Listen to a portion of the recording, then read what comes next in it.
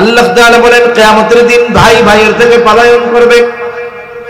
ওয়া উম্মিহি ওয়া আবিহি, পিতামাতার থেকে পলায়ন করবে।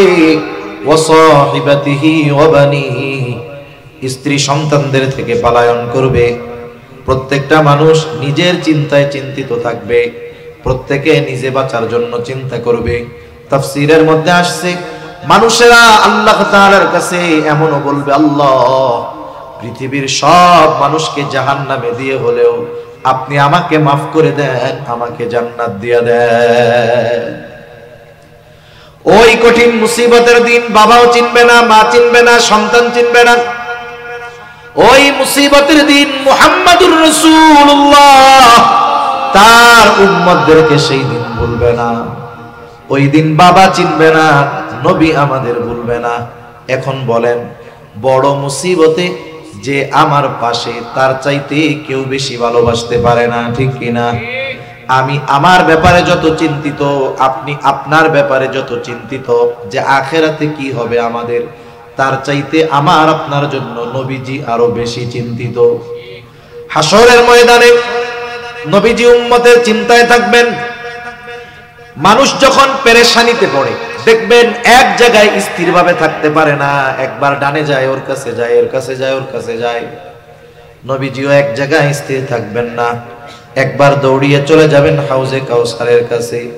না জানি তার কোন উম্মত হাউজে কাউসার থেকে পানি পানে মাহরুম হয়ে যায়। আবার দৌড়িয়ে চলে যাবেন পুলসিরাতের কাছে। না জানি কোন উম্মত পাড়ি দিতে ব্যর্থ হয়ে যায়। আবার চলে যাবেন মিজানের কাছে। না জানি কোন উম্মত ওজনে ধরা পড়ে যায়। আবার চলে যাবেন দৌড়া জাহান্নামের কাছে। না জানি কোন উম্মতকে জাহান্নামে দিয়ে দেওয়া হয়। আবার সুপারিশের দরকার, আল্লাহ তাআলার কাছে সে উম্মতের জন্য সুপারিশ করবে। আরে সব নবী জান্নাত অভিমুখে রওনা হয়ে যাবে, জান্নাতের দোরগোড়ায় পৌঁছায়া যাবে। জান্নাতের দরজা বন্ধ, জিজ্ঞাসা করা হবে কি ব্যাপার, খোলো না কেন? পাহারাদারেরা জবাব দিবে, যিনি আসলে খোলা হবে, তিনি আসেন নাই। তিনি কোথায়? বলে হাসরের ময়দানে। কি করতেছে ওইখানে? বলে উম্মতের চিন্তায় চিন্তিত আছে। নবীজি ততক্ষণ নিজে জান্নাত অভিমুখে রওনা হবেন না, যতক্ষণ না তার ওই উম্মত যার যাররা পরিমাণ ঈমান আছে তার ব্যাপারে আল্লাহ তাআলার পক্ষ থেকে যতক্ষণ না জান্নাতের নিশ্চয়তা আসবে, ততক্ষণ আমার আপনার নবী নিজে জান্নাত অভিমুখে রওনা হবে না। আব্দুল্লাহ ইবনে আমর ইবনুল আস রাদিয়াল্লাহু তাআলা আনহু থেকে বর্ণিত, তিনি বলেন, এক মজলিসের মধ্যে সাহাবায়ে কেরাম বসা নবীজির সাথে। নবীজি হঠাৎ করে কোরআন থেকে তিলাওয়াত করতেছেন। আন্নান নবী সাল্লাল্লাহু আলাইহি ওয়াসাল্লাম তাআলা মা কাউলুল্লাহি আযজা ওয়া জাল্লা ফি ইব্রাহিম আলাইহিস সালাম। নবীজি তিলাওয়াত করলেন যা আল্লাহ তাআলা ইব্রাহিম আলাইহিস সালামের ব্যাপারে বলেছে। কোরআনুল কারীমের সূরা ইব্রাহিম 13 নম্বর পারায় ইব্রাহিম আলাইহিস সালাম তার উম্মতের জন্য আল্লাহ তাআলার কাছে দোয়া করতেছেন। সেই দোয়ার খবর আল্লাহ তাআলা কোরআনে জানায় দেন। দোয়া করে ইব্রাহিম আলাইহিস সালাম বলেন, রব্বি ইন্নাহুন্না আদলালনা কাসীরাম মিনান নাস ফামান তাবিআনি ফাইন্নাহু মিন্নি ওয়া মান আসানি ফাইন্নাকা গফুরুর রহিম। ইব্রাহিম আলাইহিস সালাম বলতেছে, রব, এই প্রতিমাগুলো, এই মূর্তিগুলো অধিকাংশ মানুষকে পথচ্যুত করে ফেলেছে, পথভ্রষ্ট করে ফেলেছে। ফামান তাবিআনি ফাইন্নাহু মিন্নি, তবে যারা আমার আনুগত্য করেছে তারা তো আমার দলভুক্ত। ওয়া মান আসানি, আর যারা আমার আনুগত্য করে নাই। যদিও ইব্রাহিম আলাইহিস সালামের কথা শুনে ঈমান আনে নাই, তথাপিও কিন্তু ইব্রাহিম আলাইহিস সালামের উম্মত। প্রত্যেকটা নবীর তার উম্মতের প্রতি মায়া, মোহাব্বত, ভালোবাসা আছে। উম্মত নেককার হোক আর গুনাহগার হোক, প্রত্যেকটা নবীর তার উম্মতের প্রতি মায়া, মোহাব্বত, ভালোবাসা আছে। ইব্রাহিম আলাইহিস সালামেরও তার উম্মতের উপরে ভালোবাসা আছে। যদিও তারা গুনাহগার, পাপে লিপ্ত, বরং কিছুটা সময় তো এমন হয় যে নেককারের চাইতে যে পাপাচারে লিপ্ত তার জন্য চিন্তা আরো বেশি হয়। কারো সন্তান যদি ভালো থাকে দুইটা, খারাপ থাকে একটা, বলেন তো ওই মা বাবা ভালো দুইটার জন্য চিন্তা বেশি করে নাকি খারাপটার জন্য করে? খারাপটার জন্য চিন্তা করে।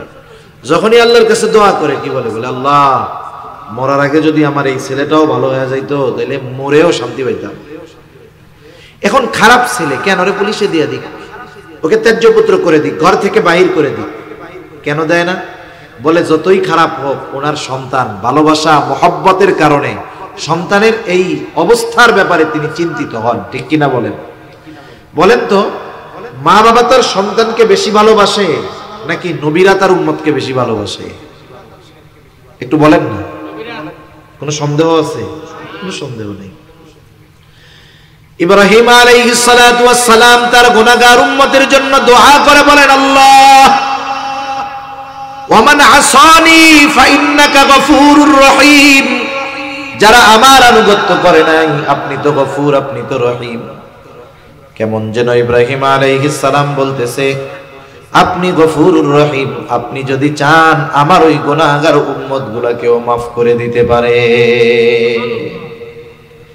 وقال عيسى عليه السلام إن تعذبهم فإنهم عبادك وإن تغفر لهم فإنك أنت العزيز الحكيم। ঈসা আলাইহিস সালাম তার উম্মতের জন্য দোয়া করে বলে ইন তুআযিবহুম ফাইন্নাহুম ইবাদুক, আপনি যদি তাদেরকে আযাব দেন তারা তো আপনারই বান্দা, ওয়া ইন তাগফির লাহুম, আর যদি আপনি তাদেরকে maaf করে দেন আপনি তো আজিজ মহাপরাক্রমশালী, হাকিম মহাপ্রজ্ঞাময়। আপনি যদি maaf করে দেন আপনাকে কেউ জিজ্ঞাসা করবে না কেন maaf করলেন, কারণ আপনি তো মহাপরাক্রমশালী। কেমন যেন ঈসা আলাইহিস সালাম বলে আল্লাহ আপনি আমার গুনাহগার উম্মত আর আপনার গুনাহগার বান্দাদেরকে maaf করে দেন। দুই নবী তার উম্মতের মাগফিরাত চেয়ে ক্ষমা চেয়ে আল্লাহর কাছে দোয়া করছে। অনেক সময় অনেক জিনিস আমাদের মনে থাকে না, করতে হবে, আরেকজনকে করতে দেখা এটা মনে পড়ে যায়, হয় না এরকম? বাজারে গেছেন একটা জিনিস কিনবেন, মনে নাই, চলে আসতেছেন, আরেকজন যখন কেনে হায় রে আমারও তো কেনার দরকার। নবীজি সাল্লাল্লাহু আলাইহি ওয়াসাল্লাম যখন দুই নবীর এইরকম আবেগপূর্ণ দোয়া তিলাওয়াত করলেন, আমার আপনার নবীর তার উম্মতের প্রতি মায়া মুহাব্বত ভালোবাসার ঢেউ উথলিয়া উঠল। এইবার নবীজিও তার উম্মতের জন্য আল্লাহ তাআলার কাছে দোয়া করে। বর্ণনাকারী বলেন ফারাফা ইয়াদাই ওয়া ক্বালা আল্লাহুম্মা উম্মতি উম্মতি ওয়া বাকা।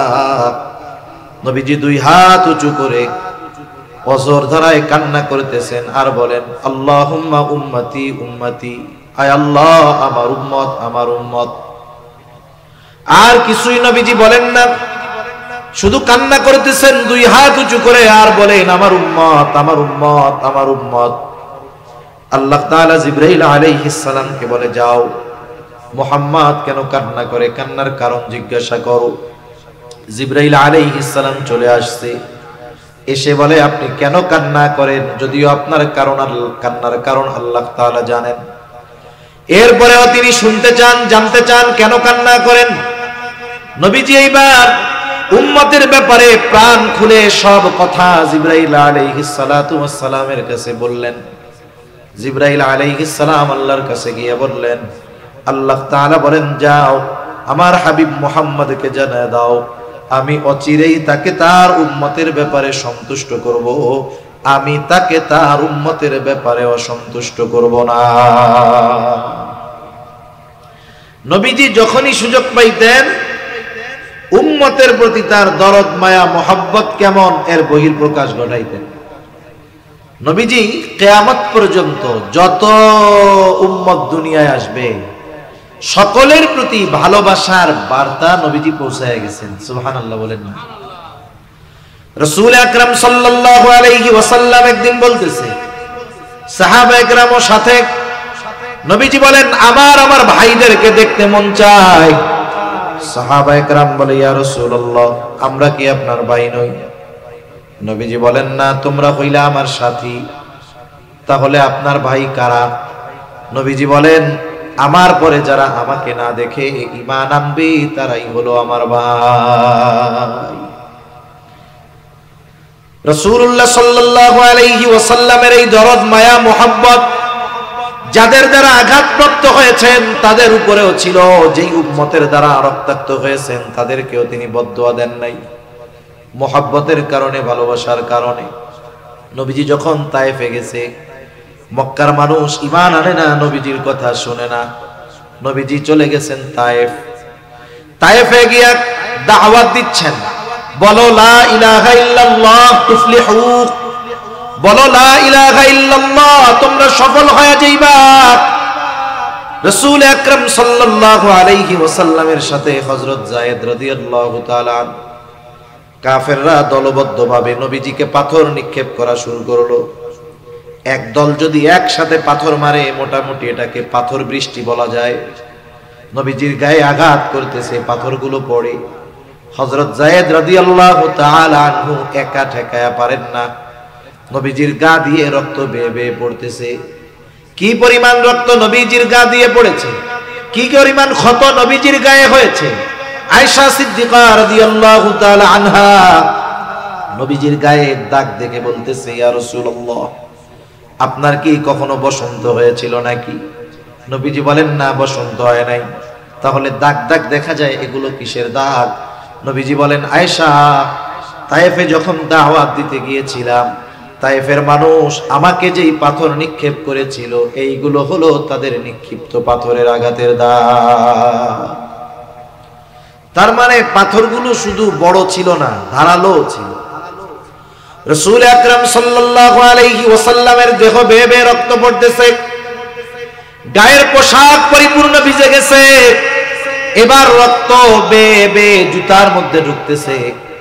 এত পরিমাণ রক্ত, জুতার মধ্যে রক্ত শুকায়া জুতা পায়ের সাথে আটকে গেছে। স্বাভাবিক আমরা যখন ব্লাড ডোনেট করি, অনেক সময় 100 গ্রাম 150 গ্রাম রক্ত দেহ থেকে বের করে, 200 গ্রাম। অনেকে 2-3 ঘন্টা উঠতে পারে না, নড়তে পারে না। নবীজির গা বেয়ে রক্ত পড়েছে। পড়ন্ত বিকালে নবীজি সাল্লাল্লাহু আলাইহি ওয়াসাল্লাম একটা আঙ্গুর বাগানের পাশে গিয়ে একটু বিশ্রাম নিচ্ছেন। ইতিমধ্যে জিবরাইল আলাইহিস সালাতু ওয়াস সালাম হাজির, এসে বলে, ইয়া রাসূলুল্লাহ, এই কওম আপনার সাথে কেমন আচরণ করেছে আল্লাহ তাআলা সব দেখছে। আমি আজকে একা আসি নাই, আমার সাথে নতুন একজন ফেরেশতা পাঠানো হয়েছে, যে ইতিপূর্বে আপনার কাছে আসে নাই। নবীজি এবার বলেন, ওই ফেরেশতা আমার সামনে আসলো, আমাকে এসে সালাম দিল, আসসালাতু ওয়াসসালামু আলাইকা ইয়া রাসূলুল্লাহ। সালাম দেওয়ার পরে বলতেছে, আপনার কওম আপনার সাথে কেমন আচরণ করেছে আল্লাহ তাআলা দেখেছে। আল্লাহ তাআলা আমাকে আপনার নিকটে পাঠিয়েছেন আপনার আদেশ পালন করার জন্য। যারা আপনার সাথে এমন আচরণ করেছে, আপনি যদি আমাকে আদেশ দেন, 2 পাহাড় দিয়ে এদেরকে পিষিয়ে দেওয়া হবে, নিশ্চিহ্ন করে দেওয়া হবে।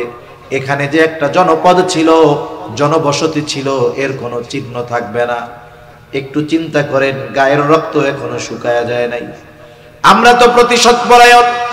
10 বছর আগে কেউ যদি আমাকে কথার দ্বারাও কষ্ট দিয়ে থাকে, 10 বছর পরে যদি আমি একটু পাওয়ার পাই, ক্ষমতা পাই, আমি আমার পাওয়ার ক্ষমতাকে কাজে লাগিয়ে ওই 10 বছর আগের কথার প্রতিশোধটাও তুলে নেওয়ার চেষ্টা করি।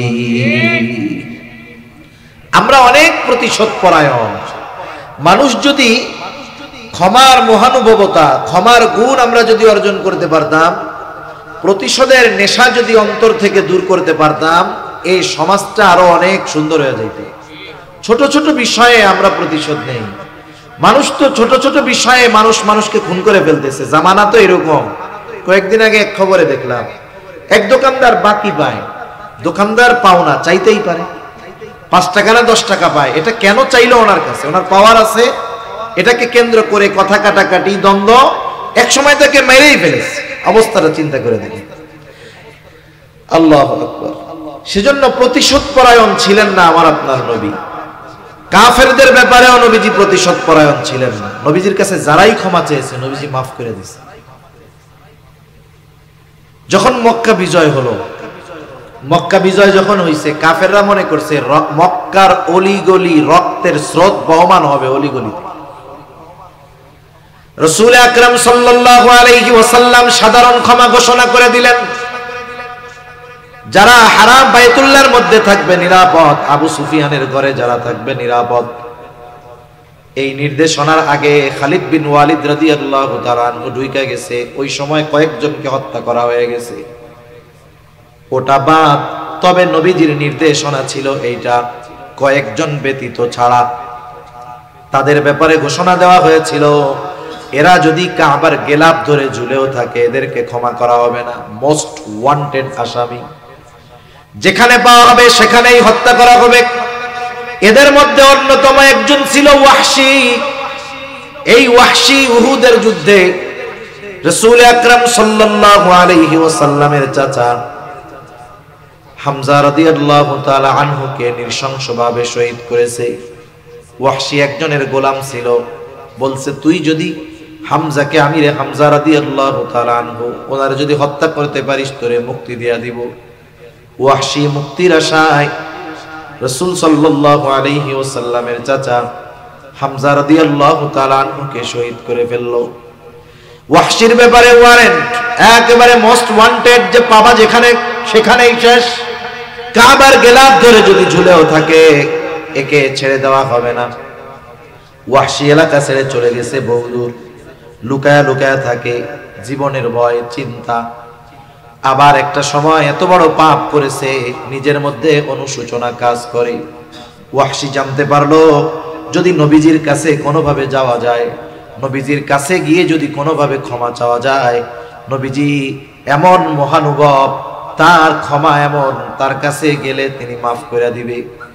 ওয়াহশী ক্ষমার আশায় লুকায়া লুকায়া চাদর মুড়ি দিয়া নবীজির কাছ পর্যন্ত পৌঁছায় গেছে। নবীজির পাশে আসছে, নবীজি জিজ্ঞাসা করে কে? বলে আমি ওয়াহশী। কোন ওয়াহশী? আমার চাচাকে যে হত্যা করেছে, শহীদ করেছে সে। বলে না। কেন আসছো? বলে এসেছি ইসলাম গ্রহণ করার জন্য। দেখেন এখনো তো ইসলাম গ্রহণ করে নাই, সে যে মোস্ট ওয়ান্টেড, নবীজি চাইলে তাকে হত্যা করে ফেলতে পারতেন কি পারতেন না? যেহেতু ইসলাম গ্রহণ করার জন্য আসছে, নবীজি কিছু বলেন নাই। ওয়াহশী ইসলাম গ্রহণ করলো, কারণ হাদিসের মধ্যে আসছে ইন্নাল ইসলামা ইয়াহদিমু মা কানা ক্বাবলাহু। একটা মানুষ ইসলাম গ্রহণ করার আগে যত কিছুই করুক না কেন, সে যখন ইসলাম গ্রহণ করে আল্লাহ তাআলা তার অতীতের সব পাপগুলোকে ধুয়ে মুছে সাফ করে দেয়। এখন ইসলাম গ্রহণ করছে, নবীজি ওয়াহশীকে বলতেছে ওয়াহশী ইসলাম গ্রহণ করছো, আর কিছু অভিযোগ অনুযোগ নাই, তবে তুমি আমার একটু শোনাও কেমন করে তুমি আমার চাচাকে হত্যা করেছিলা, শহীদ করেছিলা। ওয়াহশী সেই হৃদয় বিদারক ঘটনা শোনাইল। নবীজি শুনতেছেন আর চোখ দিয়ে পানি পড়ে, একেবারে গাল বেয়ে বেয়ে, দাড়ি বেয়ে বেয়ে নবীজির পানি পড়তেছে। নবীজি বললেন ওয়াহশী ইসলাম গ্রহণ করেছ, আল্লাহ তাআলা তোমার সব পাপ অন্যায় ক্ষমা করে দিয়েছে, তবে একটা বিষয়, তুমি কখনোই আমার জীবদ্দশায় আমার সামনে আসবা না। তুমি যদি আমার সামনে আসো তাইলে আমার চাচার কথা আমার মনে হয়ে যাবে। যে কথাটা বোঝানোর জন্য বললাম, নবীজি যখন জানছে কে ওয়াহশী, এরপরে আর কোনো কথা বলার দরকার ছিল না, বলতো যে ঠিক আছে এ তো ওয়ান্টেড, একেবারে দাও, সাইজ করে দাও। কিন্তু ইসলাম গ্রহণ করতে আসছে, নবীজি মাফ করে দিয়েছে। রাসূল আকরাম সাল্লাল্লাহু আলাইহি ওয়াসাল্লাম ক্ষমার গুণে গুণান্বিত ছিলেন। ফেরেশতা বলতেছে আপনি আদেশ দেন, দুই দিকের পাহাড় দিয়ে এদেরকে পিষে দেই, নিশ্চিহ্ন করে দেই, একেবারে অস্তিত্বহীন হয়ে যাবে, কেউ জানতে পারবে না। নবীজি আরাম করতেছিলেন, এবার উঠে বসলেন। ফেরেশতার এই কথার জবাবে নবীজি বলেন বাল আরজু আন ইয়াখরুজাল্লাহু মিন আসলাবিহিম মান ইয়াবুদুল্লাহা ওয়াহদাহু ওয়া লা ইউশরিকু বিহি শাইআ। নবীজি বলেন আমি তো এদের ব্যাপারে আল্লাহ তাআলার কাছে এই আশা পোষণ করি যে আল্লাহ তাআলা এদের মধ্য থেকে এমন এক জেনারেশন বের করবে, এমন এক প্রজন্ম বের করবে, এমন এক সম্প্রদায় বের করবে, এমন এক কওম বের করবে যারা এক আল্লাহর গোলামি করবে তার সাথে কারো শরীক করবে না। চিন্তা করেন, যারা অত্যাচার করেছে, জুলুম করেছে, তাদেরকে শাস্তি দিতে মানা করতেছেন কেন? হয়তো এরা ঈমান আনবে না, কিন্তু এদের মধ্য থেকে এমন মানুষ দুনিয়ায় আসবে যারা এক আল্লাহর ইবাদত করবে। এটা অনাগত উম্মতের প্রতি মুহাব্বত, ভালোবাসার অন্যতম একটা বহিঃপ্রকাশ। সেজন্য নবীজি আমাদের ভালোবাসেন। এ ভালোবাসা যে শুধু দুনিয়ায় তা না, এ ভালোবাসা আখিরাতেও নবীজি সবচেয়ে বেশি ভালোবাসবে। আচ্ছা, একটা মানুষ একটা মানুষকে ভালোবাসে, কে আমাকে আপনাকে সবচাইতে বেশি ভালোবাসে, এটা নির্ণয় করার একটা পদ্ধতি আছে না? আমরা ছোটবেলায় একটা গল্প পড়ছি। আসলে এক সময় তো গল্প থেকে জীবনের শিক্ষা নেওয়া যাইত। একটা মানুষ একটা গল্প পড়ে আগামীর জন্য নিজেকে গড়ে তুলতে পারতো। স্কুলেও ছিল, কলেজেও ছিল। এখন স্কুল কলেজে কি পড়ানো শুরু হচ্ছে তো আপনাদের আর বলার দরকার নাই, এটা আপনারাই বুঝেন। আগে মানুষ শিক্ষা গ্রহণ করে উন্নত চরিত্রের অধিকারী হতো, আর এখন লেখাপড়া করে চরিত্রহীন হবে। এটাই ডিস্টেন্স, এটাই ডিস্টেন্স। আগে চরিত্র গঠন করত, এখন চরিত্র ধ্বংস হবে, ঠিক কিনা? তা আমরা গল্প, অনেক গল্প পড়ছি। একটা গল্প বইতে পড়ছি না, এমনি পড়ছি, স্মরণ নাই। এই যে এক বন্ধু আর এক বন্ধুর বাড়িতে বেড়াইতে আসছে। এখন দুই বন্ধু, শহরের বন্ধু আর গ্রামের বন্ধু। এখন দুই বন্ধু গেছে ঘুরতে জঙ্গলের মধ্যে। এখন দেখে সামনে একটা ভাল্লুক। ভাল্লুক দেখা গ্রামের বন্ধু এক লাফে ধুমসে গাছের উপরে উঠে গেছে। এখন শহরের বন্ধু তার গাছে উঠতে পারে না, কি করবে? ও ওই জায়গায় মরার বান ধরছে। এটা গল্প তো, সত্য কিনা আমি জানি না, যে ভাল্লুক নাকি মরা জিনিস খায় না। সে এমন ভাবে শ্বাস প্রশ্বাস বন্ধ করে আছে, ভাল্লুক তার নাক মুখ কানের কাছে সুইকা ডুইকা চলে গেছে। ভাবছে শ্বাস প্রশ্বাস চলতেছে না, এটা মনে হয় মরা। এখন ও তো ওইভাবেই আছে। একটু পরে ভাল্লুক চলে যাওয়ার পরে বন্ধু গাছ থেকে নামছে। নামার পরে জিজ্ঞাসা করতেছে, বন্ধু ভাল্লুক তোমার কানে কি বইলা গেল? ও বলে কি, বিপদে বন্ধু চেনা যায়। ভাল্লুক কি বইলা গেছে? বিপদে বন্ধু চেনা যায়। গল্পটা বাদ দেন, কথাটা তো রিয়েল, তাই না? কথাটা বাস্তব। আপনি মুসিবতে বন্ধু চিনতে পারবেন, কে আপনার কল্যাণকামী, কে আপনাকে মহব্বত করে, ভালোবাসে, এটা বিপদে চিনতে পারবেন। আপনার যখন আছে, আপনি যখন আছেন, পাওয়ার আছে, ক্ষমতা আছে, কাঁঠাল পাকলে মাছির অভাব হয় না। যখন পাওয়ার থাকবে, কত মানুষ কাছে আসবে। দেখবেন যখন পাওয়ার নাই, এটারে সুইপারও গোনায় ধরে না। এর বাস্তবতা আপনাদের বোঝানো লাগবে না, আপনারাও দেখতেছেন, আমরাও দেখি, সব জায়গায় একই অবস্থা। 6 মাস আগেও যার ফুলফিল পাওয়ার ছিল, 6 মাস পরে ফাতি নেতাও তার একটা বকা দেয়। অথচ এইগুলা জুতা ছাটার জন্য কত পয়সা ছিল, ঠিক কিনা বলেন? তার মানে আমি আপনি যদি পাওয়ারে যখন থাকি, কেউ যদি পাওয়ারে থাকে, ক্ষমতায় থাকে, ও যদি মনে করে এরা আমার শুভাকাঙ্ক্ষী, আমি বলবো তাহলে আপনি সবচাইতে বড় ভুলের মধ্যে আছেন। আপনার যখন থাকবে না, আপনি দেখবেন এগুলা কেউ নাই, আপনার মাথায় পিটাইতে হয়ে আর দ্বিধাবোধ করবে না। এখন সবচাইতে বড় কল্যাণকামী বন্ধুকে, যে আমার মুসিবতে আমার পাশে থাকবে, আমাকে বিপদে সাহায্য করবে। সকলে চলে যাবে কিন্তু কেউ আমার থেকে যাবে না। যেমন এক্সাম্পল টানতে পারি কি, আপনারা জানেন পাকিস্তানে ইমরান খান, সে ক্রিকেট খেলায় বিশ্বকাপ জিতছে, সেটা ভিন্ন কথা, কিন্তু সে একজন জনপ্রিয় ব্যক্তিত্ব। সর্বপ্রথম যখন তাকে মূলত আমেরিকা তাকে ক্ষমতা থেকে নামিয়ে দিল, আমেরিকা সব সিস্টেম করে ওইভাবে ক্ষমতা থেকে নামাই দিছে, তখন সংসদে একটা মানুষ, একটা লোক বক্তব্য দিয়েছিল, কেউ ছিল না তার পক্ষে, কিন্তু সে বলিষ্ঠ কণ্ঠে ইমরান খানের পক্ষে বলছে, এখনো সে আছে। তা চিন্তা করেন, মুসিবতে যখন সবাই পাশ থেকে কেটে গেছে, এই লোকটা তার পাশ থেকে যায় নাই। এটা আমি দুনিয়ার একটা এক্সাম্পল বোঝানোর জন্য বললাম আর কি। মনে করেন আর একটা এক্সাম্পল, আপনি এখান থেকে শান্তিরহাট গেছেন, আপনার সাথে এমন একজন লোক আছে যে 24 ঘন্টা সজাগ থাকলে, আপনার পাশে থাকলেই বলে আপনারে খুব ভালোবাসি ভাই, আপনারে খুব মহব্বত করি, আপনার জন্য জীবন দিতে প্রস্তুত। এরকম একজন লোক এত ভালোবাসে আপনাকে, আপনি তাকে নিয়ে পটিয়া গিয়েছেন অথবা শান্তিরহাট গেছেন। এখন স্বাভাবিক ওখানে যাওয়ার পরে যে কোনো একটা প্রবলেম আপনার সাথে হয়েছে, কথা কাটাকাটি গ্যাঞ্জাম হয়েছে, আপনি একটা মুসিবতে পড়েছেন। মানুষ যখন মুসিবতে পড়ে, তার নজর থাকে আশেপাশে আমার পরিচিত কারা আছে, আমি কাদের হেল্প পেতে পারি, কারা কাদের ডাকলে আমার কাছে আসতে পারে। এখন ওর সাথে তো ওর বন্ধু আছে, ও চিন্তা করছে আমি তো একা না, কমপক্ষে আমার বন্ধু তো আছে। এখন ডাইন পাশে তাকায় দেখে, বাম পাশে তাকায় দেখে, বন্ধু তো বহুদূর, বন্ধুর ছায়াও নাই। মানে আপনি মুসিবতে পড়তে দেরি, মাশাআল্লাহ ও পাশের থেকে দৌড়াইয়া সরতে কোনো দেরি নেই। এখন আবার বাসায় আসছেন, মুসিবতটা আল্লাহ দূর করছে, অন্যরা সাহায্য করছে, মুসিবত শেষ। বাসায় এসে সিএনজি থেকে নামছেন, ও দৌড় দিয়া গলা জড়ায় ধরে বলতেছে, বন্ধু তোমারে খুব ভালোবাসি। এখন বলেন তো কি করবেন? ওরে কি আদর করবেন? টাকা পয়সা দিবেন? লাঠি হাতের কাছে থাকলে এমন পিটানি দিবেন যে চিটিং, মিথ্যাবাদী, প্রতারক, ধোঁকাবাজ।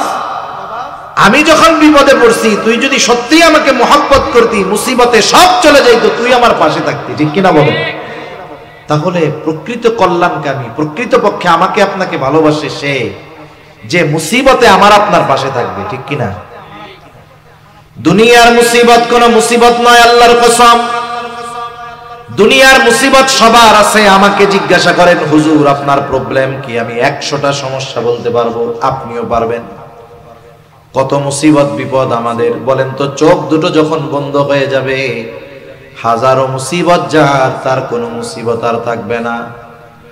সেজন্য দুনিয়ার মুসিবত এটা সাধারণ মুসিবত। সবচেয়ে বড় মুসিবত হলো কিয়ামতের দিন। কিয়ামতের ময়দানে সবচেয়ে বড় মুসিবতের মুখোমুখি আমাদের হওয়া লাগবে। তাহলে আমাকে আপনাকে ভালোবাসে কে? বড় মুসিবতে পাশে থাকবে যে। এখন দুনিয়ায় তো আমার মা আমার জন্য জীবন দিয়ে দেয়, বাবা দিয়ে দেয়, সন্তান দিয়ে দেয়। আসলে কি এরা আমার সবচাইতে বড় মোহাব্বতের পাত্র কিনা একটু পরীক্ষা করার দরকার। কিন্তু আল্লাহ তাআলা কোরআনুল কারীমের মধ্যে জানায় দিলেন, যেই মানুষগুলো দুনিয়ায় আমার জন্য জীবন দিতে প্রস্তুত ছিল, ওই মানুষগুলো কিয়ামতের দিন আমার সামনে আসবে না, বরং আমার আপনার থেকে পলায়ন করবে।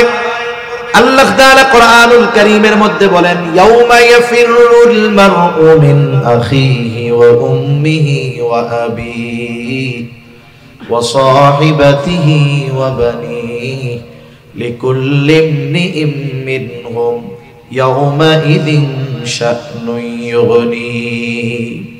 আল্লাহ তাআলা বলেন, কিয়ামতের দিন ভাই ভাইয়ের থেকে পলায়ন করবে। ওয়া উম্মিহি ওয়া আবিহি, পিতামাতার থেকে পলায়ন করবে। ওয়া সাহিবাতিহি ওয়া বানিহি, স্ত্রী সন্তানদের থেকে পলায়ন করবে। প্রত্যেকটা মানুষ নিজের চিন্তায় চিন্তিত থাকবে, প্রত্যেকে নিজে বাঁচার জন্য চিন্তা করবে। তাফসীরের মধ্যে আসছে, মানুষেরা আল্লাহ তাআলার কাছে এমনও বলবে, আল্লাহ পৃথিবীর সব মানুষকে জাহান্নামে দিয়ে হলেও আপনি আমাকে মাফ করে দেন, আমাকে জান্নাত দিয়ে দেন। ওই কঠিন মুসিবতের দিন বাবাও চিনবে না, মা চিনবে না, সন্তান চিনবে না। ওই মুসিবতের দিন মুহাম্মাদুর রাসূলুল্লাহ তার উম্মতদেরকে সেই দিন ভুলবে না। ওই দিন বাবা চিনবে না, নবী আমাদের ভুলবে না। এখন বলেন, বড় মুসিবতে যে আমার পাশে, তার চাইতে কেউ বেশি ভালোবাসতে পারে না, ঠিক কিনা? আমি আমার ব্যাপারে যত চিন্তিত, আপনি আপনার ব্যাপারে যত চিন্তিত যে আখিরাতে কি হবে আমাদের, তার চাইতে আমার আপনার জন্য নবীজি আরো বেশি চিন্তিত। হাসরের ময়দানে নবীজি উম্মতের চিন্তায় থাকবেন। মানুষ যখন পেরেশানিতে পড়ে, দেখবেন এক জায়গায় স্থিরভাবে থাকতে পারে না, একবার ডানে যায়, ওর কাছে যায়, ওর কাছে যায়, ওর কাছে যায়। নবীজিও এক জায়গায় স্থির থাকবেন না, একবার দৌড়িয়ে চলে যাবেন হাউজে কাউসারের কাছে। না জানি তার কোন উম্মত হাউজে কাউসার থেকে পানি পানে মাহরুম হয়ে যায়। আবার দৌড়িয়ে চলে যাবেন পুলসিরাতের কাছে। না জানি কোন উম্মত পাড়ি দিতে ব্যর্থ হয়ে যায়। আবার চলে যাবেন মিজানের কাছে। না জানি কোন উম্মত ওজনে ধরা পড়ে যায়। আবার চলে যাবেন দৌড়া জাহান্নামের কাছে। না জানি কোন উম্মতকে জাহান্নামে দিয়ে দেওয়া হয়।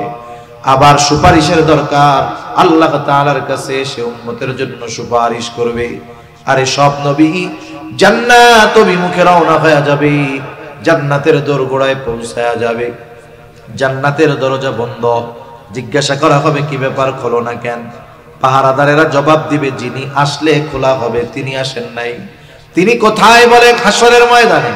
কি করতেছে ওইখানে? বলে উম্মতের চিন্তায় চিন্তিত আছে। নবীজি ততক্ষণ নিজে জান্নাত অভিমুখে রওনা হবেন না যতক্ষণ না তার ওই উম্মত যার যাররা পরিমাণ ঈমান আছে তার ব্যাপারে আল্লাহ তাআলার পক্ষ থেকে যতক্ষণ না জান্নাতের নিশ্চয়তা আসবে ততক্ষণ আমার আপনার নবী নিজে জান্নাত অভিমুখে রওনা হবে না। তাহলে নবীজির ভালোবাসা উম্মতের প্রতি কেমন দরদ মায়া, আশা করি বুঝতে কষ্ট হয় নাই। বুঝতে পারছেন তো নবী কত ভালোবাসে, কত মহব্বত করে ভালোবাসে আমাকে, আপনাকে, আমাদেরকে। অনেক হাদিস বলা যাবে। যেই আয়াতখানা তিলাওয়াত করেছিলাম আল্লাহ তাআলা ওই আয়াতের মধ্যে নবীজির আমাদের প্রতি ভালোবাসার কিছু কথা বলছে। আজকে দেখেন কয়েকদিন আগে 14ই ফেব্রুয়ারি গেছে, ভালোবাসা দিবস নাম দিয়েছে। আসলে ভালোবাসা শব্দটা খুব ভালো ছিল, কিন্তু ভালো শব্দ খারাপ কাজে ব্যবহার করতে করতে এক সময়, যেমন আজকে থেকে 25-30 বছর আগে, 40 বছর আগে, মুরব্বীরা বলতে পারবে, যারে বিবাহ করছে মুরব্বী, ওনার ওয়াইফের ছোট ছোট ভাই নিয়ে যদি রাস্তায় যাইতো, কেউ জিজ্ঞেস করতো কে, বলতো এটা হলো আমার শালা। তখন শালাটা স্বাভাবিক শব্দ ছিল, কিন্তু এক সময় শালাকে বকা হিসাবে ব্যবহার করা শুরু হয়েছে। এখন যদি শালা বলে মানুষে মাইন্ড করে, ঠিক কিনা বলেন? কারণ শব্দটা ঠিক আছে, কিন্তু এর ব্যবহার এমন জায়গায় হইতে হইতে এখন এটা গালি হয়ে গেছে। অনেকে তো জ্ঞানজাম লাগলে শুরুই করে এই শব্দ দিয়ে, ঠিক কিনা? ভালোবাসা শব্দটা তো ভালো, ভালোবাসার সাথে ঈমানের সম্পর্ক আছে, আল্লাহর সাথে বান্দার ভালোবাসা হবে, নবীর সাথে ভালোবাসা হবে। কিন্তু এই ভালোবাসা শব্দটাকে ব্যবহার করে এমন কিছু বিষয় সমাজে প্রতিষ্ঠিত করার অপচেষ্টা একটা গ্রুপ করতেছে, যারা আগামী প্রজন্মের চরিত্রকে ভালো রাখতে দিতে চায় না, ঠিক কিনা বলেন? এজন্য আমাদেরকে সতর্ক থাকার দরকার। আগামী প্রজন্মকে, নিজেদেরকে নিজেদের মূল্য বোঝার দরকার। আমরা যে মুসলিম, আমাদের যে কতটুকু দাম, আমার ক্যারেক্টার, আমার চরিত্রের কত দাম, এটা আমাদের বোঝার দরকার। হাসরের ময়দানে মিজানে যখন ওজন দেওয়া হবে, সওয়াব নেকি সব, নবীজিকে প্রশ্ন করা হইতেছে। আবু হুরায়রা রাদিয়াল্লাহু তাআলা আনহু থেকে বর্ণিত যে মিজানে সবচেয়ে ওজন হবে কোন আমল? নবীজি বলতেছেন সবচেয়ে ওজন হবে উত্তম আখলাক, উত্তম চরিত্র মিজানে সবচেয়ে ওজন হবে। সুবহানাল্লাহ। এখন এই ভালোবাসা শব্দকে ব্যবহার করে যদি আমাদের তরুণ তরুণীদের চরিত্র শেষ করে দেওয়া যায়, তাহলে সবচাইতে দামি সম্পদটাকে মুহূর্তের মধ্যে বিনষ্ট করে দিয়ে দিল, ঠিক কিনা বলেন? এজন্য ভালোবাসা শব্দটা ভালো, কিন্তু এই শব্দটার ব্যবহার আস্তে আস্তে খারাপের দিকে হইতেছে। সেজন্য আমরা মুমিন বৈধ ভালোবাসার জায়গায় শুধু ভালোবাসার কথা বলবো। আপনি আপনার আব্বারে গিয়ে বলবেন আব্বা আমি আপনাকে ভালোবাসি, মাকে বলবেন আমি আপনারে ভালোবাসি, ছেলেকে বলবেন তুমি আমার সন্তান, তোমারে আমি খুব ভালোবাসি, মেয়েকে বলবেন তুমি আমার মেয়ে, আল্লাহর জন্য তোমাকে ভালোবাসি। আপনার ইমাম সাহেবরা এসে বলবেন হুজুর আই লাভ ইউ, একমাত্র আল্লাহর জন্য। সওয়াব হবে কি হবে না? এক মুমিন অপর মুমিনকে যদি বলে যে আমি আপনাকে শুধুমাত্র আল্লাহর জন্য ভালোবাসি, তাহলে এই ভালোবাসা ইবাদত হবে, সওয়াব হবে। সুবহানাল্লাহ বলেন। তাহলে যেই ভালোবাসার মাধ্যমে আল্লাহর সন্তুষ্টি অর্জন করার মাধ্যম ছিল, এটাকে দিয়ে আমাদের সমাজটাকে ধ্বংস করে ফেলতে চায়। এজন্য আমরা আমাদের ভালোবাসার শব্দ ভালো জায়গায় ব্যবহার যত বাড়াবো, দেখবেন তত খারাপ জায়গায় এর ব্যবহার কমবে ইনশাআল্লাহ। কমানো যাবে না? হাদিসের মধ্যে আসতে তো এক মুমিন অপর মুমিনকে বলবে যে ভাই আমি তোমাকে শুধুমাত্র আল্লাহর জন্য ভালোবাসি, আল্লাহর জন্য ভালোবাসি, এটা বলতে হবে। তা নবীজি আমাদেরকে কত বেশি ভালোবাসেন, এই ভালোবাসার খবর স্বয়ং আল্লাহ তাআলা দিয়েছেন। কে দিয়েছেন? আমরা আশিকে রাসূল হতে চাই, কিন্তু এই আয়াতগুলোর আলোকে, কথাগুলোর আলোকে ভাই রে, নবীজিও তার উম্মতের জন্য কেমন আশেক, এটা চিন্তার বিষয়। আল্লাহ রাব্বুল আলামিন বলেন লাকাদ জাআকুম রাসূলুম মিন আনফুসিকুম আজিজুন আলাইহি মা আনিতুম হারিসুন আলাইকুম বিল মুমিনিনা রাউফুর রহিম। নবীজির উম্মতের প্রতি কেমন ভালোবাসা, এই ভালোবাসার কথা বর্ণনা করতে গিয়ে আল্লাহ তাআলা বলেন, লাকাদ জাআকুম রাসূলুম মিন আনফুসিকুম, তোমাদের মধ্য থেকে তোমাদের জন্য এমন একজন রাসূলের আগমন ঘটেছে। সেই রাসূল কেমন রাসূল শোনো, আজিজুন আলাইহি মা আনিতুম, তোমাদের জন্য যেটা কষ্টের সেটা তারও জন্য কষ্টের। কষ্ট হচ্ছে না তো আপনাদের? আমি আর বেশি সময় নিব না, অনির্দিষ্ট গন্তব্য কাছে হইলেও দূরে, তাহলে আমাদের গন্তব্যটা একটু নির্দিষ্ট করে ফেলি। এখন বাজতেছে আমার ঘড়িতে হয়তো 53-54 বাজে। আমরা চেষ্টা করব 12:10 থেকে 15-র মধ্যে শেষ করে দিতে। এই 10-20 মিনিট কষ্ট হবে না তো ইনশাআল্লাহ? এটা তাকবীর দেন, নারায়ে তাকবীর। না এইটাতে মনে হইতেছে যে কষ্ট হইতেছে। আপনাদের কষ্ট হইলেও তো আপনারা কষ্ট আমারে বুঝতে দিবেন না, সেজন্য জোরে বলেন নারায়ে তাকবীর। আরেকটু জোরে নারায়ে তাকবীর। মাশাআল্লাহ, মোটামুটি হয়েছে আর কি, পুরোপুরি হয় নাই। এখন আল্লাহ তাআলা আমাদেরকে নবী কেমন ভালোবাসে এটা বোঝানোর জন্য বলতেছেন, তোমাদের জন্য যেটা কষ্টের, তোমরা যাতে কষ্ট পাও, ওই কারণে নবীজিও কষ্ট পায়। আজীব এক ব্যাপার, আমি কষ্ট পাইলে নবীজি কষ্ট পাবে কেন? নবীজি সেই জন্য হলেন সমব্যথী। উম্মতের কষ্ট নবীজির জন্য কষ্টের কারণ হয়। কেন হয়? মনে করেন একজন মানুষ 2 বছরের বাচ্চা আছে, যার এই বিষয়টা তিনি বুঝবেন, যার সন্তান আছে তিনি অনুধাবন করতে পারবে। 2 বছরের বাচ্চা অসুস্থ হয়ে গেছে, প্রচন্ড জ্বর, গায়ে কেমন যেন গা ফেটে যাচ্ছে, জ্বরে আগুনে পুড়ে যাচ্ছে, এমন এমন গরম, চোখ দুটো ছলছল করতেছে, ছোট বাচ্চা। এই জ্বরের তীব্রতায় সে মুখ দিয়ে তার কষ্টের শব্দ বের হচ্ছে। এখন বলেন তো, এই অবস্থায় যদি ওই বাচ্চার পাশে তার মা বাবা বসা থাকে, ওই বাচ্চা জ্বরের অসুস্থতায় যেমন কষ্ট পাবে, তার মা বাবাও কি তার চাইতে কম কষ্ট পাবে নাকি? তার মা বাবা আরো বেশি কষ্ট পাবে। আমরা উপমহাদেশের একজন মোগল সাম্রাজ্যের প্রথম সম্রাট জহিরুদ্দিন বাবর, ওনার ব্যাপারে আছে যে ওনার ছেলে হুমায়ুন, সে অসুস্থ হয়ে গেছে। হুমায়ুন অসুস্থ হয়ে গেছে, বাবর আল্লাহ তাআলার কাছে দোয়া করতেছে। জহিরুদ্দিন বাবর উনি খুব ভালো ছিলেন, কিন্তু হুমায়ুন শিয়াদের দ্বারা প্রভাবিত ছিল। কেন? কারণ শেরশাহ সুরির কাছে পরাজিত হয়ে সে যখন পালিয়েছিল, তখন শিয়ারা তাকে প্রটোকল দিয়েছে। আর হুমায়ুনের যে উপদেষ্টা ছিল সে ছিল শিয়া, যার কারণে হুমায়ুন শিয়াদের দ্বারা প্রভাবিত ছিল। কিন্তু জহিরুদ্দিন বাবরের ইতিহাস যে উনি একজন বুজুর্গ মানুষ ছিলেন, আল্লাহওয়ালা মানুষ ছিলেন। আমরা তো ইতিহাস জানি না, ইতিহাস আমাদের জানা দরকার। কারণ একটা জাতির ভিত গড়ে ওঠে তার অতীতের ইতিহাসের উপরে। যে জাতি তার ইতিহাস জানে না, সে জাতি আগামী করতে পারে না।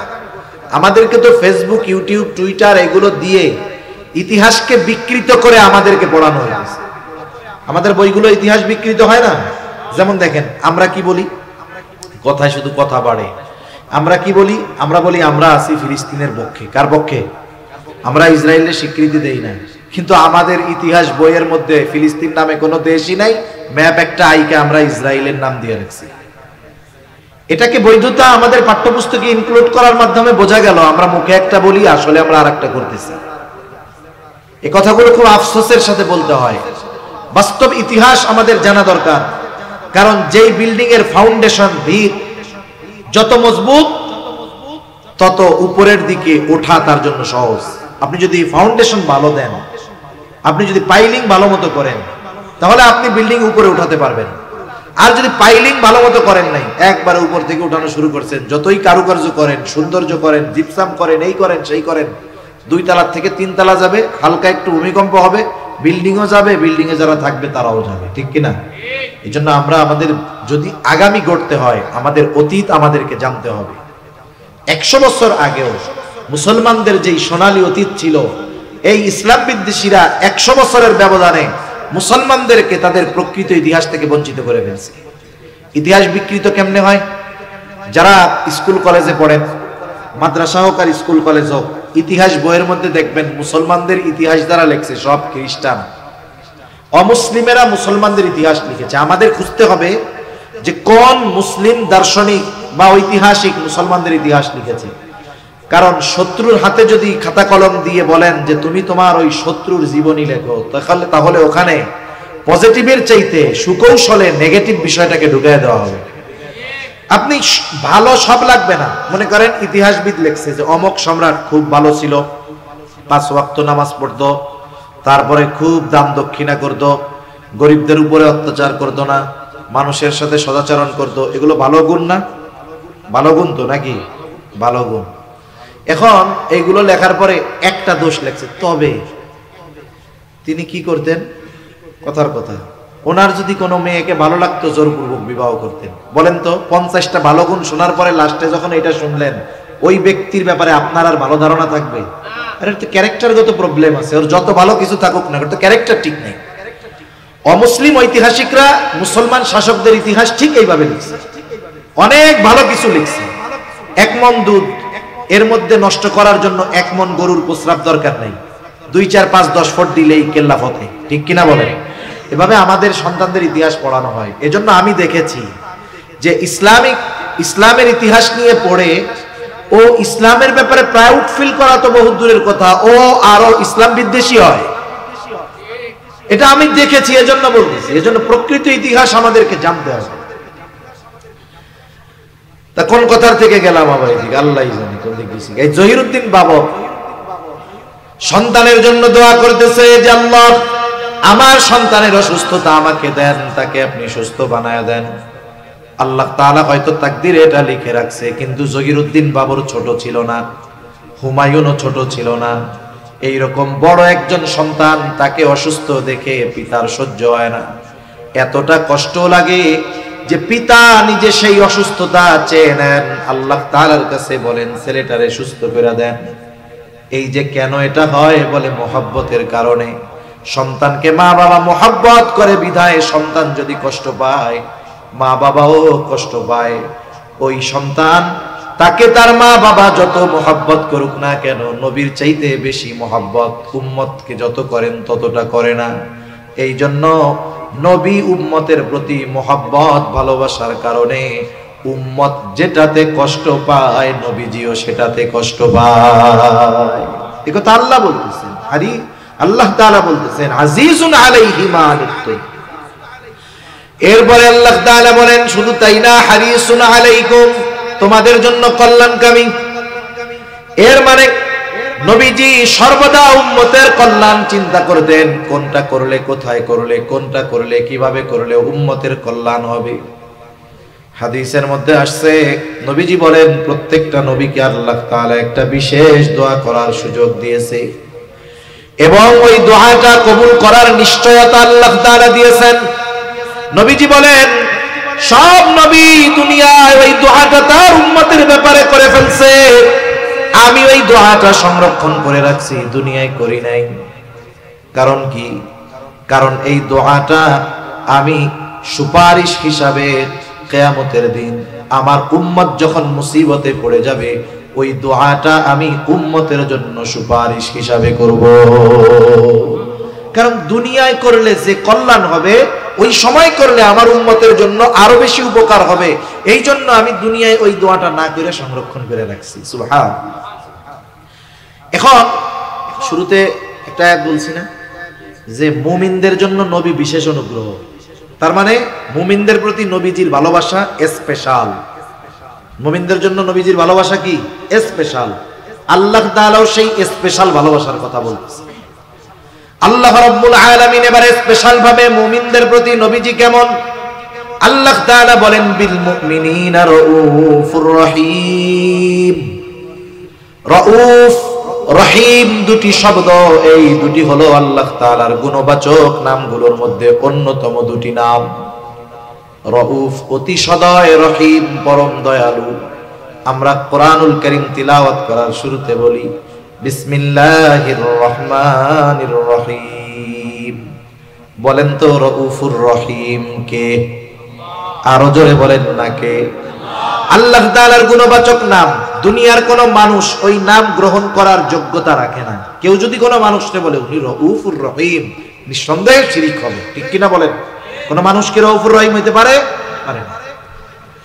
কিন্তু নবীজি উম্মতের প্রতি তার মোহাব্বত ভালোবাসা কেমন, উম্মতের প্রতি নবীজি কেমন সদয়, উম্মতের প্রতি নবীজির কেমন দয়া, এই কথাটা আমাদের বোঝানোর জন্য আল্লাহ তাআলা নিজের গুণবাচক নাম নবীজির সাথে ব্যবহার করে বলতেছেন, কেমন যেন, ও দুনিয়ার মানুষ, কেমন নবী আমি আল্লাহ তোমাদেরকে দিয়েছি, যেই নবী তোমাদের জন্য হলেন রউফুর রহিম, অতি সদয় পরম দয়ালু। নবীজিকে আল্লাহ বলতেছে যে নবী উম্মতের ব্যাপারে, তার মুমিন উম্মতের ব্যাপারে রউফুর রহিম। এই কথাটা আমি শাব্দিকভাবে আপনাদের এ কথার গভীরতা বোঝানোর যোগ্যতা আমার নাই, কিন্তু কিছু কথা আছে এটা হৃদয় দিয়ে অনুধাবন করতে হয় যে আল্লাহ তাআলা নবীকে বলতেছেন যে নবী হলো তার মুমিন উম্মতের জন্য রউফুর রহিম, অতি সদয় পরম দয়ালু।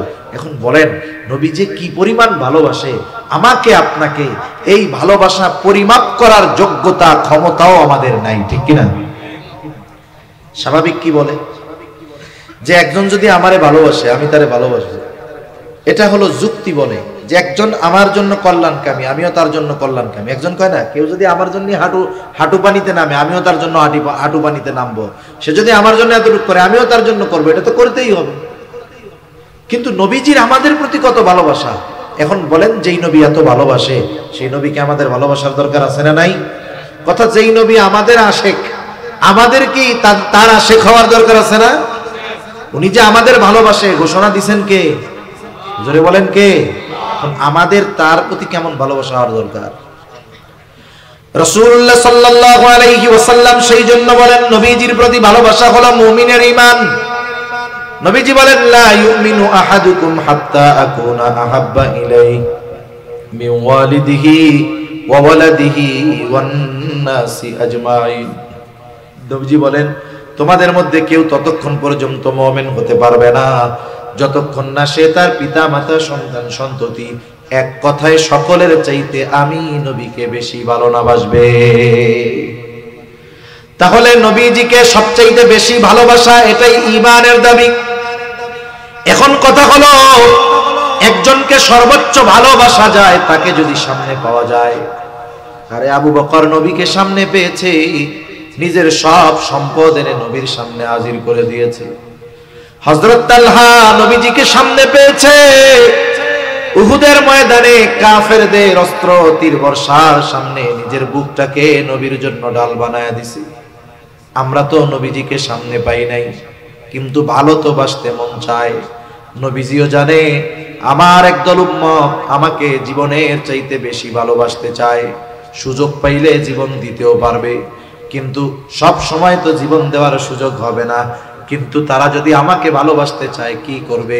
নবীজি তাকে ভালোবাসার পদ্ধতি নিজে জানায় দিয়ে বলেন মান আহাব্বা সুন্নতি ফাকাদ আহাব্বানি ওয়া মান আহাব্বানি কানা মাই ফিল জান্নাহ। নবীজি বলেন যে আমার সুন্নতকে ভালোবাসবে সে আমি নবীকে ভালোবাসবে, আর নবীকে যে ভালোবাসবে নবীজি জানায় দিয়েছেন নবীর সাথে সে জান্নাতের মধ্যে অবস্থান করবে। নবীর সাথে জান্নাতে থাকতে পারা এটা বড় সৌভাগ্যের ব্যাপার। হযরত আনাস রাদিয়াল্লাহু তাআলা আনহু থেকে বর্ণিত, নবীজির কাছে একদিন এক গ্রাম্য সাহাবী আসছে। নবীজি আর একজনের সাথে কথা বলতেছেন, কথার মধ্যেই ওই গ্রামের সহজ সরল মানুষ নবীজিকে প্রশ্ন করতেছে, ইয়া রাসূলুল্লাহি মাতাস সাআহ, হে আল্লাহর রাসূল কিয়ামত কখন হবে? লোকটার প্রশ্নের ভাব ছিল এইরকম যে সে কিয়ামতের জন্য বৈশা আছে কিন্তু কিয়ামত আসতেছে না। এই জন্য নবী তাকে পাল্টা প্রশ্ন করলেন, মা আদাত্তা লাহা, তুমি কিয়ামতের জন্য কি পাথেয় সংগ্রহ করেছো? লোকটা বলল, আমি আল্লাহ এবং তার রাসূলকে ভালোবাসি। নবীজি এই লোকটার জবাবের মধ্যে কোনো কৃত্রিমতা দেখেন নাই, বাস্তবতা হৃদয় থেকে জবাব দিয়েছে লোকটা। নবীজিও এই লোকের কথার জবাবে বলতেছে, আলমারু মাআ মান আহাব্বা, যে যাকে মহব্বত করে তার সাথে অবস্থান করবে। লোকটা এবার বাড়ির পথে হাঁটা দিল। হযরত আনাস রাদিয়াল্লাহু তাআলা আনহু বলেন, নবীজির মুখে এই কথা শ্রবণ করবার পর আমরা এতটা খুশি হয়েছি যে জান্নাতে নবীর সাথে থাকতে পারবো। এই কথা শুনে এতটা খুশি আমরা হয়েছি, ইসলাম গ্রহণের পরে আর কোন কথার দ্বারা আমরা এতটা খুশি হই নাই। তাহলে সেই নবীর সুন্নতকে মহব্বত করলে নবীর সাথে জান্নাতে থাকা যাবে। এখন কথা হইল, জান্নাতে তো থাকা যাবে, জান্নাতে যাওয়ার পর কিন্তু জান্নাতে তো আগে যাওয়া লাগবে। জান্নাতে কেমনে যাওয়া যায়? আল্লাহর নবী জান্নাতে যাওয়ার পথ বলে দেন। নবীজি বলেন, কুল্লু উম্মতি ইয়াদখুলুনাল জান্নাতা ইল্লা মান আবা। নবী বলেন, আমার সব উম্মত জান্নাতে প্রবেশ করবে, আবা উম্মত ছাড়া। জিজ্ঞাসা করা হলো, ইয়া রাসূলুল্লাহ, আবা উম্মত কারা?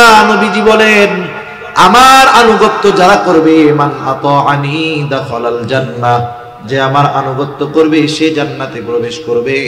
ওয়া মান আসানি ফাকাদ আবা, যে আমার আনুগত্য করবে না সে আবা উম্মত, সে জাহান্নামে যাবে। দুই হাদিসের সমন্বয় হলো নবীজির সুন্নাতকে মুহাব্বতের সাথে সাথে যারা অনুসরণ করবে তারা নবীর সাথে জান্নাতে থাকবে। কিন্তু আফসোস, আমাদের দেশে আমরা যখনই বলি নবীর জন্য জীবন দিবেন কারা, সব হাত উঁচু করে, দুই হাত উঁচু করে আবেগ দরদে জীবনটা ঢেলে দিতে চায়। কিন্তু যখনই বলি জীবন আসার দেওয়ার সময় তো সব সময় নয়, কিন্তু নবীকে তো ভালোবাসতে হবে সব সময়। তাহলে নবীর জন্য জীবন সুযোগ হইলে পরে দিয়েন। তাইলে নবীর সাথে জান্নাতে যদি থাকতে চায়, ভালো যদি বাসতে চান, তাইলে দাড়ি নাই, দাড়িটা রাইখা দেন। তখন বলে, হুজুর এটা একটু পরে। তখন কি বলে, এটা একটু পরে। আর কতজন বলে, হুজুররা আর ওয়াজ পায় না, সুন্নাতের কথা কইলে খালি দাড়ির কথা কয়। দাড়ি যাদের নাই আল্লাহ রাখার তৌফিক দান করুন। কিন্তু দাড়ি তো এমন এক সুন্নাত, যেই সুন্নাত অন্যান্য অনেক সুন্নাত পালনে সহায়ক হয়। 2, 4, 10, 5 মিনিট বেশি হইলে কষ্ট নিয়েন না, কথা তো শেষ। এখন একজন লোক মনে করেন দাড়ি টাড়ি কিচ্ছু নাই, রাখে নাই, যার নাই আপনারা কেউ তারে তিরস্কার করবেন না, অবশ্যই তার জন্য দোয়া করবেন। হতে পারে একজন দাড়িওয়ালা, সে পাপাচারে লিপ্ত, কিন্তু দাড়িবিহীন লোক, তার অন্তর ভালো, তার তাকওয়া ভালো, আল্লাহর প্রতি ভয় তার বেশি, কিন্তু দাড়ি হয়তো রাখতে পারতেছেন। আমরা দোয়া করি আল্লাহ তাকে রাখার তৌফিক দান করুক। আছে না এরকম অনেক মানুষ? অনেক মানুষ আছে। এখন দাড়িবিহীন একটা লোক জুব্বা লাগায়, পাগড়ি লাগায়, সুন্দর মতো শান্তিরাট বাজারে গেছে।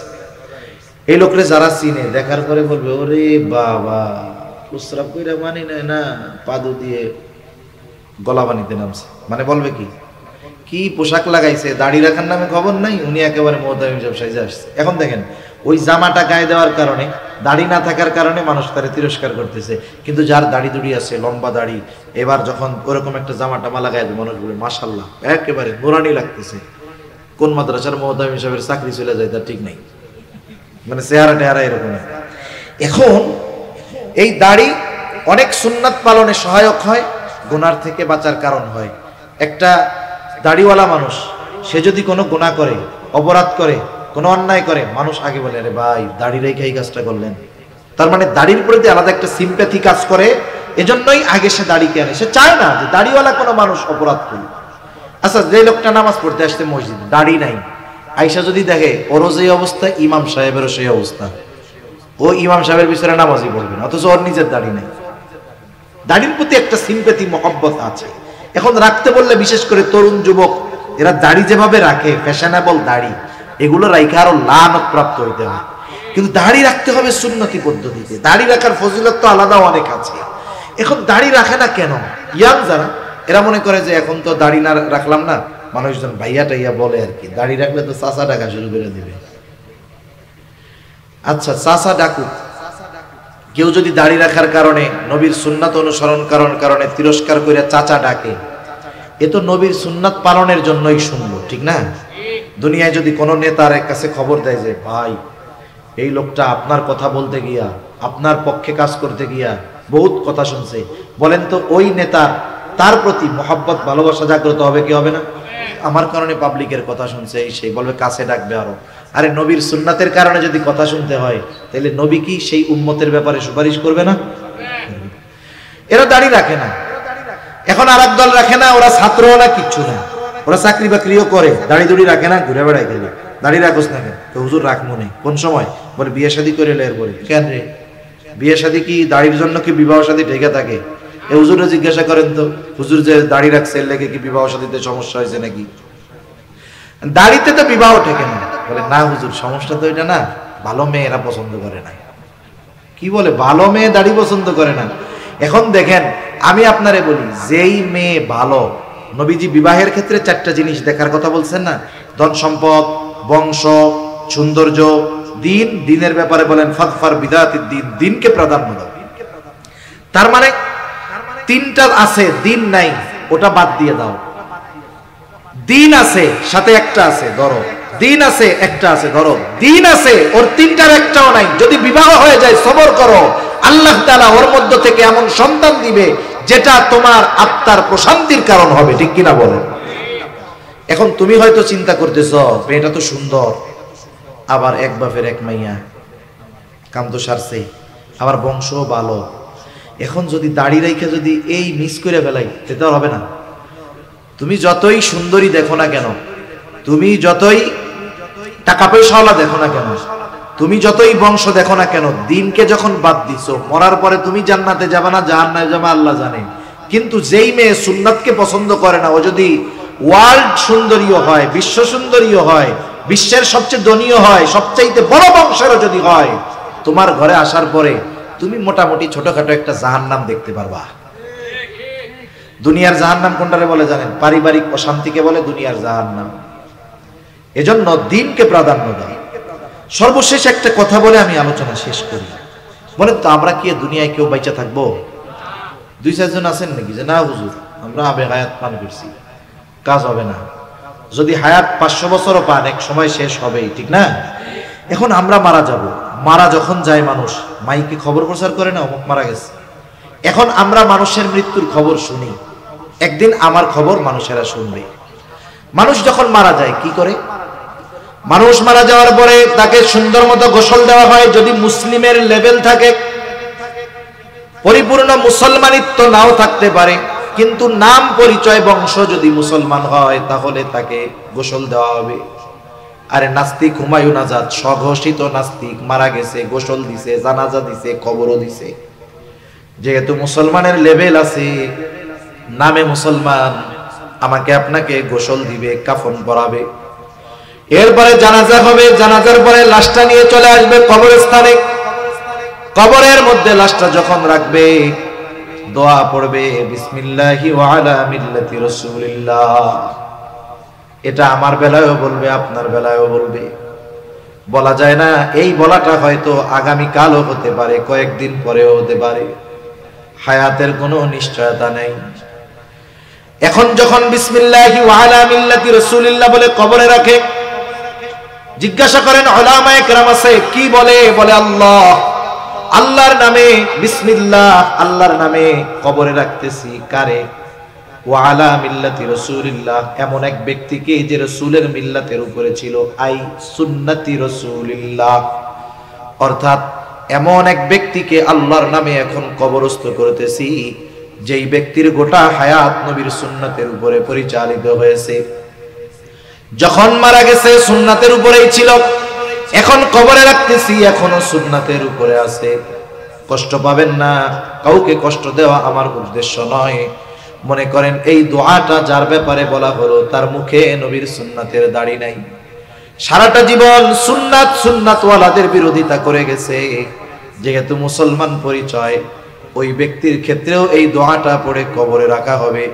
একটু বলেন তো, ওই ব্যক্তির সাথে যেই কথাটা বলা হলো, এই কথাটা ওই ব্যক্তির ব্যাপারে সত্য হবে নাকি মিথ্যা হবে? কোনো সন্দেহ নাই মিথ্যা হবে। আমাকে আপনাকে অনন্তকালের ওই সফরের প্রথম ঘাটি কবরে মিথ্যা কথা বলে রেখে আসবে। এজন্য আমাদের উচিত জীবনটাকে এমন ভাবে সাজানো, আমি যদি এখান থেকেই মারা যাই, আমার ব্যাপারে যদি বিসমিল্লাহি ওয়া আলা মিল্লাতি রাসূলিল্লাহ বলে কবরে রাখা হবে, আমার ব্যাপারে কথাটা যেন সত্য হয়। যখনই মরব, ওই কথাটা যেন আমার জন্য সত্য হয়। এভাবে যদি জীবন আমি আপনি গড়তে পারি, তাহলে ওই জীবন দুনিয়াতেও যেমন সুন্দর হবে, ওই জীবন আমার আখিরাতকেও সুন্দর করে তুলবে।